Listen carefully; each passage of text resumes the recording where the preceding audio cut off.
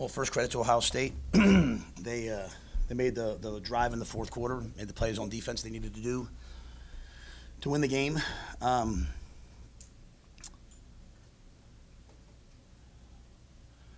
always have to be very careful with what I say because people take things I say and sometimes hear something else because my wife tells me I don't communicate the best sometimes, so I have to make sure I say this the right way. As you go through this, the hardest part of what we did when we went to Temple and what we did when we went to Baylor was getting guys not to say, oh, here we go again, and getting guys not to expect to lose. Getting everyone, including the people around the program, not to focus on always on what's wrong, but what's right, right? And that's hard, right? You're constantly talking to your staff, your coaches, your players. Last week was a low for us since we've been here. Because the minute the game got hard, we kind of looked around like, oh no, what's happening to us? Kind of victims, like, yeah, this is happening to us. And this was a hard week. This was a hard week.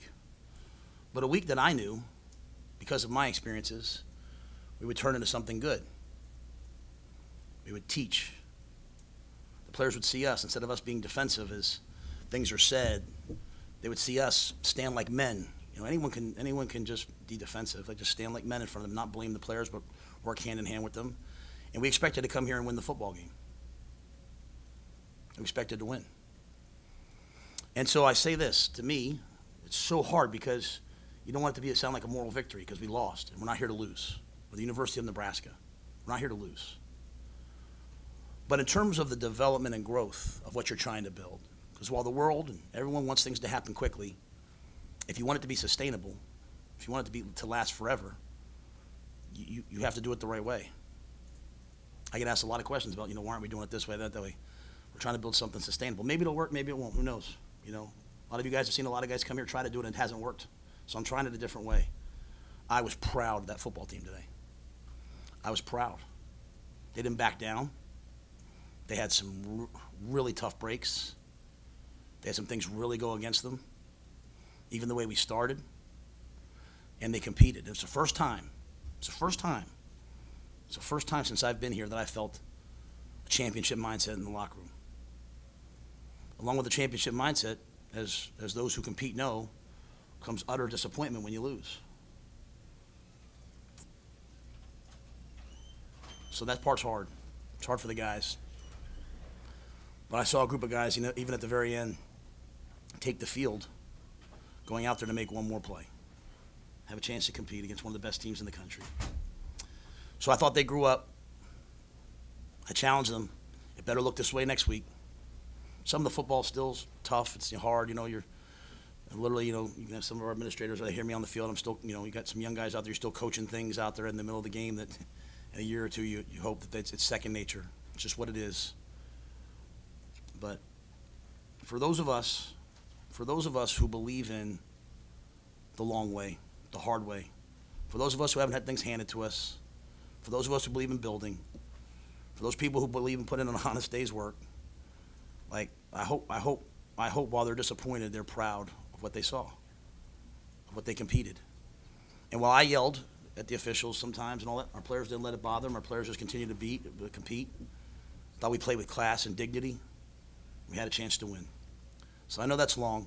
I know it's hard. I don't say that to justify what we're doing. I'm saying that so our players will understand why I'm so proud. Not satisfied. That's very, very, very important. There are no moral victories, but proud. But proud. With that, I'll take what questions you guys have.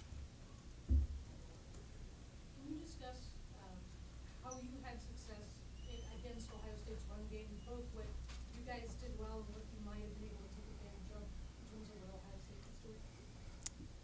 I thought our defense was dominant all day. Save 3 plays. Take away 3 plays. I think on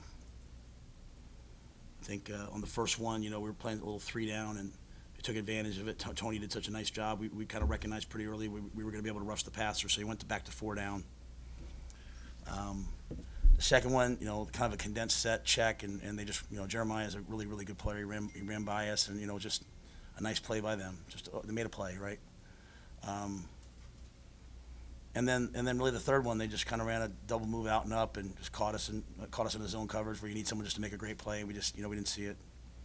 But other than those 3 plays, I think that was probably as good a defense as I've seen, for most of the day. I thought we tackled well, we handled the run, we won on the perimeter, we hit the quarterback.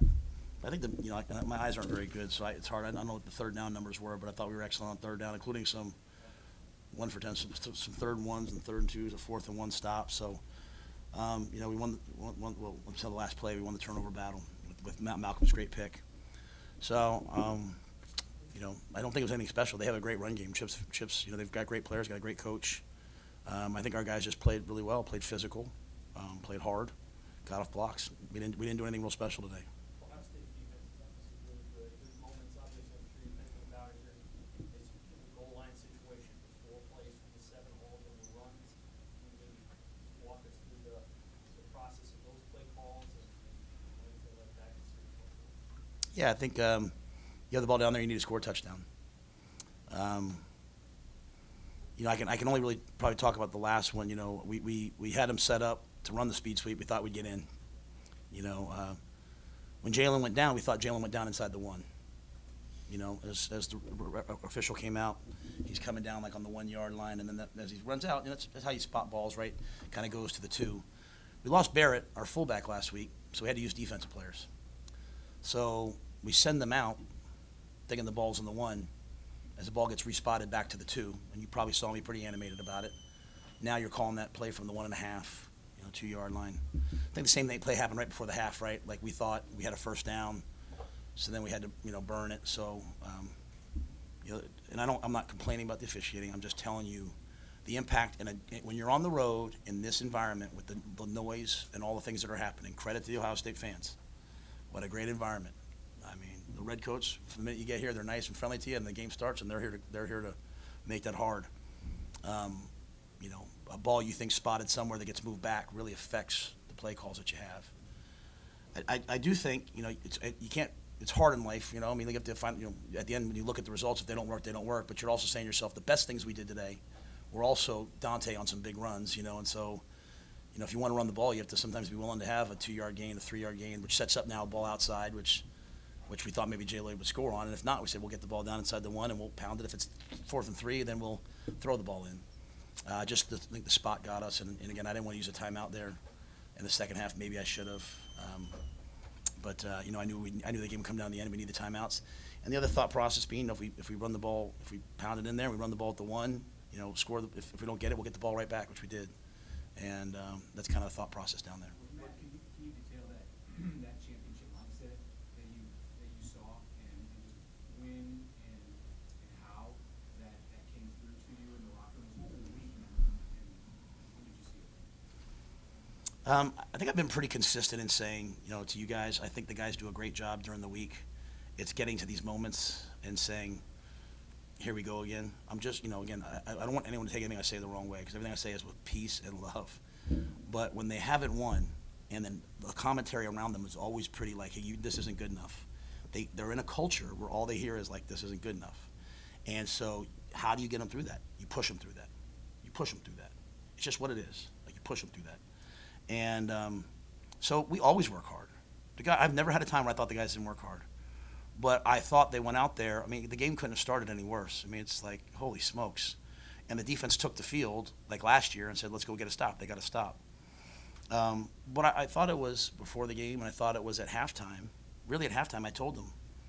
Because last week I said some different things to them at halftime. And this week at halftime, I said, this is what it's supposed to look like.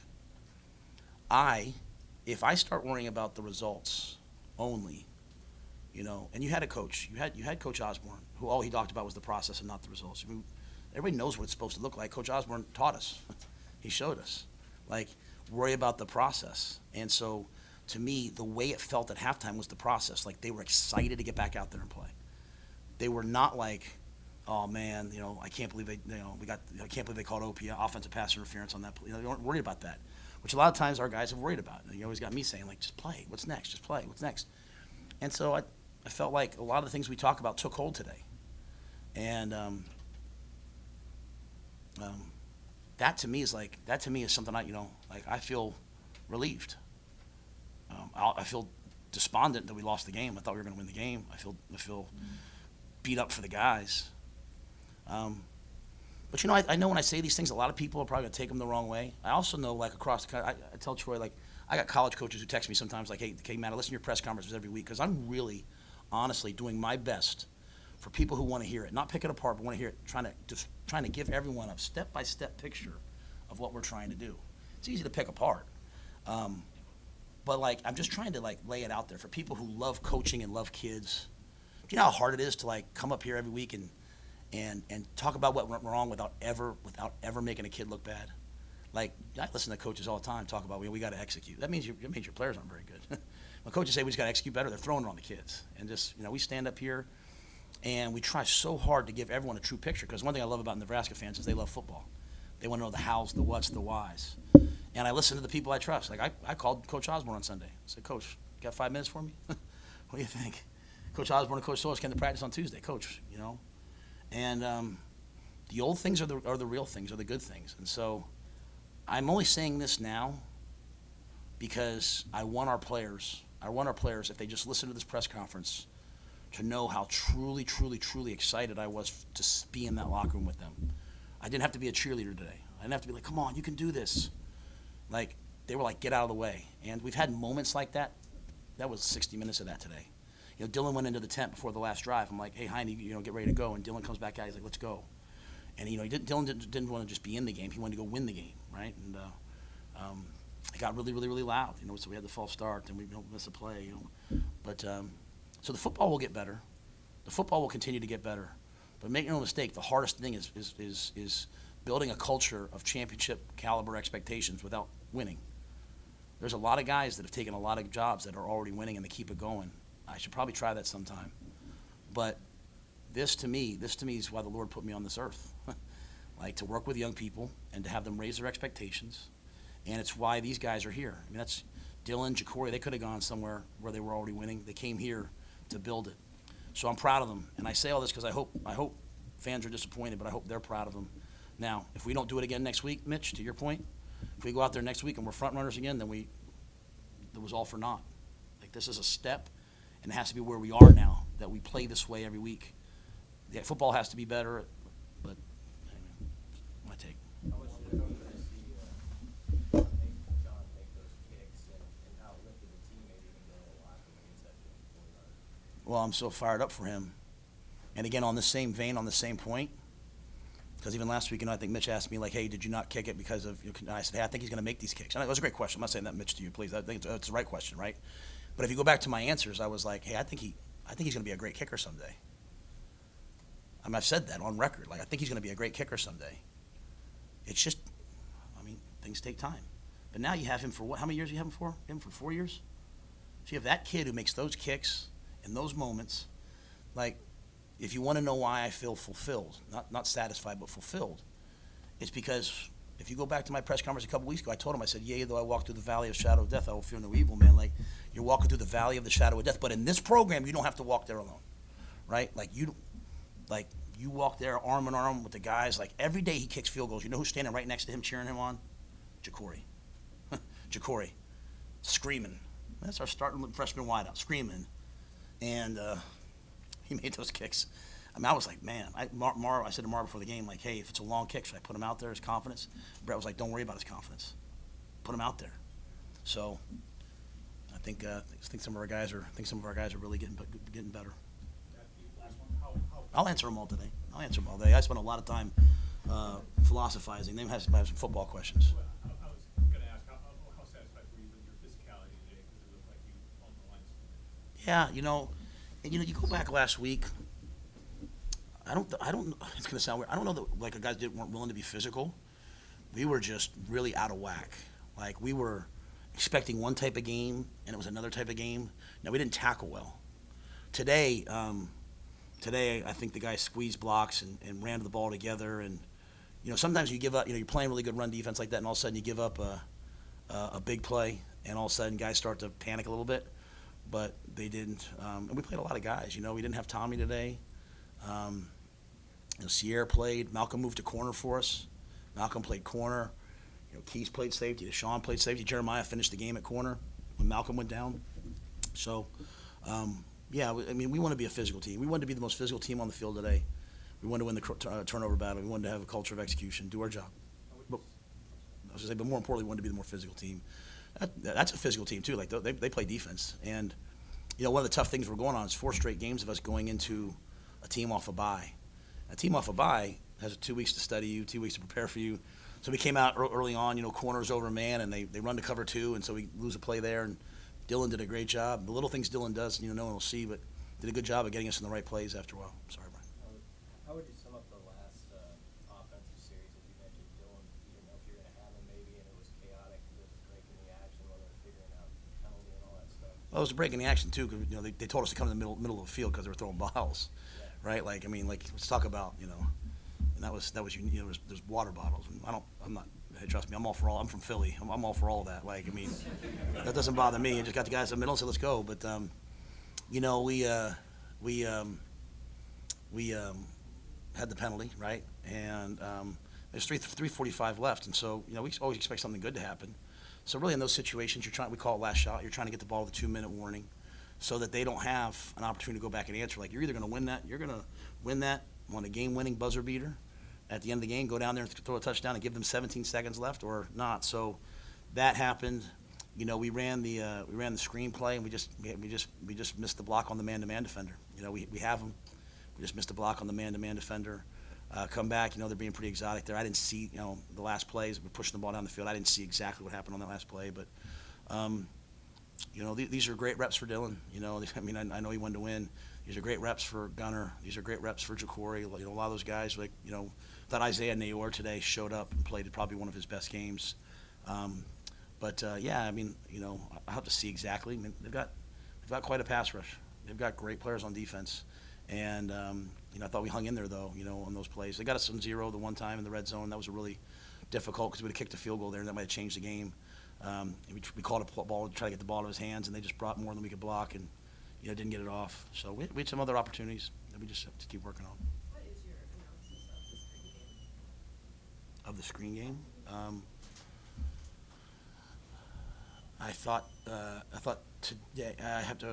today, we thought because of their pass rush, we'd really have to screen them because they've typically historically been a 4-man rush team with Larry Johnson.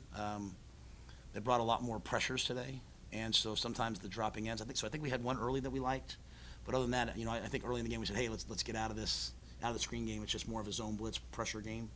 And then the one at the end, it's first 15 or whatever it was, and we went to a man beater and just didn't make the block. So it wasn't good enough probably today. That part of the football was definitely not good enough. The screen game. You talked about the championship attitude in the locker room. You're the first team to score in Ohio State in the third quarter. In fact, you've outscored them 3-0. Was that attitude? Was there some key adjustments that you made? What was your success there?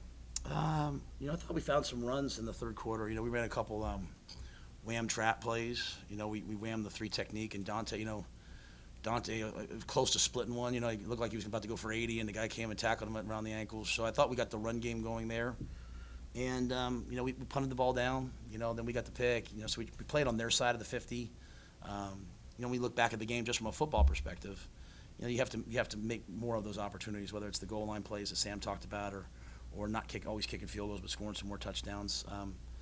That was part of it. But again, they have a great defense. But our kids made some plays to hang in there and stay with it. Did you lose a timeout there at the end because of Husker injury, or how did that happen? Yeah. So it was 3rd and 11. So I wanted to call timeout because we wanted to get the ball back and save 40 seconds. Then the guy went down. So I just said, hey, do I get that timeout back? Because every crew's a little different. Sometimes they'll give you that timeout back. I wanted it back. I didn't get it back. And then we had that situation where the targeting plus the catch, and then I was watching. I saw Coach Day, out there at the numbers, and they threw 15 on him. So then when they unthrew the 15, I was just confused, right? I'm trying to figure out where the ball's at. So a lot of these, it's just so loud out there. Sometimes if it looks like you're like this, I had him come over because you think the ball's going to be at the 35-yard line. You're calling a different play than if the ball's at the 50 or the ball's at the -45. So, if a flag's thrown, I can't hear. When they say, like, hey, I can't hear what's being said. So I was just trying to figure out what happened. Unique circumstances, right? Like they said they had us come out. They said, hey, bring your team off the sideline. That wasn't me trying to motivate the guys. That was me like, hey, guys, put your helmets on. Something might hit you. So, but again, at the end of the day, credit to Ohio State. They made plays. They made the play. They made the drive to go down there and win. And their defense made, one more play than we did. But we'll be back. I don't know that. They said he was in the 10. I don't know if he got hit on the shoulder or something. I'm not sure exactly. Anybody? All right, thank you.